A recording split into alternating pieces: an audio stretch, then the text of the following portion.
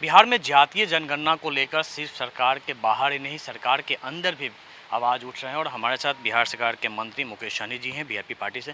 मुकेश जी, जातीय जनगणना को लेकर एक नाराज़गी दिख रही है, आपके बयान भी सामने आए हैं, सहयोगी दलों के भी आए हैं, तो आखिर इस मुद्दे को लेकर किस तरह का विरोध जता रहे हैं आप? देखिए, एक बड़ी उम्मीद के साथ माननीय मुख्यमंत्री श्री नीतीश कुमार जी के नेतृत्व में हम माननीय प्रधानमंत्री से मिले थे और हम लोगों का मानना है कि देश में जातिगत जनगणना हो, ताकि स्पष्ट हो जाएगा कि समाज के कितने बड़े आबादी में लोग रह रहे हैं और उसके क्या समस्या है।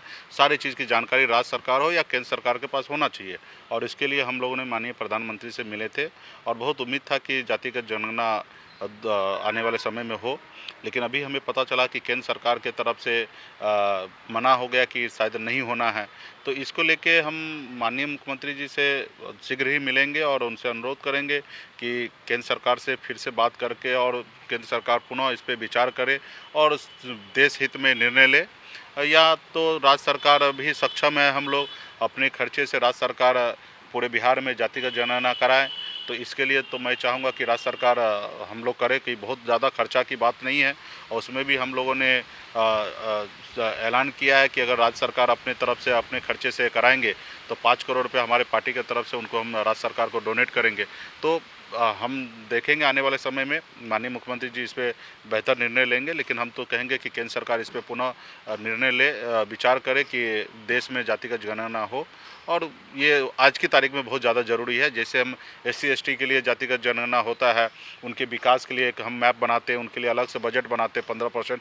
उसी तरीके से आज हमें आज़ादी के 75 साल बीत गया, आज हमें ही नहीं पता है किस जाति धर्म के लोग कितने लोग रह रहे हैं, किस स्थिति में रह रहे हैं, उसका आर्थिक स्थिति क्या है। जब तक हमें पता नहीं रहेगा तो उसके बारे में हम क्या बेहतर पॉलिसी बना पाएंगे। तो इसलिए हमें जानकारी होना चाहिए। इस देश में हर चीज़ का गणना होता है। आज हमारे राज्य में कितना पशु है उसकी गणना हो रहा है, कितना पेड़ पौधा है उसकी गणना हो रहा है, तो फिर इंसान का क्यों नहीं होना चाहिए। तो इसके लिए हमें लगता है कि केंद्र सरकार इस पर पुनः विचार करेंगे और हम लोग का मजबूती से। पहले पूर्व मुख्यमंत्री और सुशील मोदी का एक बयान आया था, उन्होंने कहा था कि तैयारियां पहले से पूरी हो चुकी थी और सुप्रीम कोर्ट में जो केंद्र सरकार ने हलफनामा दाखिल किया उसमें कहा है कि चूँकि 4 साल पहले से तैयारी होनी थी, ऑनलाइन होनी है, इस वजह से इस बार संभव नहीं है। नहीं, तो ये एक टाइम फ्रेम दे कि सरकार कब तक करेंगे, कितना दिन में करेंगे, और काम तो चालू कीजिए ना। फिर कब हो ख़त्म होना है वो तो बात की बात है, पहले काम तो चालू हो और आपने स्पष्ट कीजिए कि हम काम कर रहे हैं। देश की जनता आज इसका इंतज़ार कर रहे हैं कि काम हो, और कम से कम आप नहीं कर सकते राज्य सरकार को दे दीजिए करने के लिए। मानते हैं कि कुछ बहुत बड़ा चैलेंज हो सकता है, तो आप राज्य सरकार को अनुमति दे दीजिए। आप वो अपने खर्चे से करेंगे। अगर आपको लगता है कि आप करा सकते हैं तो राज्य सरकार को आप शेयर दीजिए, उसके खर्चे दीजिए। राज्य सरकार सक्षम है हम कराने के लिए। एक और मुद्दा अभी चल रहा है, वो विशेष राज्य दर्जे की मांग को लेके है। क्या लगता है कि बिहार को विशेष राज्य का दर्जा मिलना चाहिए, विशेष पैकेज मिलना चाहिए? निश्चित तौर पे ये माननीय मुख्यमंत्री जी पहले से, आज से नहीं, 2 दशक से राज्य का मांग है कि विशेष राज्य का दर्जा मिले, विशेष पैकेज मिले। राज्य का स्थिति आपको भी पता है कि आज पूरे भारत में देखेंगे तो हमारा राज्य नीचे स्तर पे, हमारे लोगों का आय इनकम बहुत कम है, क्योंकि हमारे राज्य में बहुत बड़ा एक एरिया है जो कोसी में हर साल फ्लड आता है। उसके कारण लोगों का मतलब कह सकते उन्नति नहीं हो पाना, मतलब 4 महीना घर पे लोग बैठ के रहना, खाना पीना नहीं, सड़क नदी तालाब में भरने के कारण टूट जाना, तो राज्य को बहुत बड़ा क्षति होता है और इसके कारण हम बहुत उभर नहीं पाते हैं।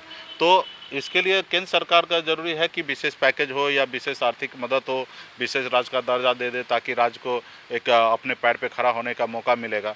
तो ये सब चीज़ को लेके हम लोगों का मांग शुरू से रहा, अभी भी है और आगे भी मांग रहेगा। मुद्दों को लेकर आपका स्टैंड JDU के साथ है, भले ही बीजेपी से माने या ना माने?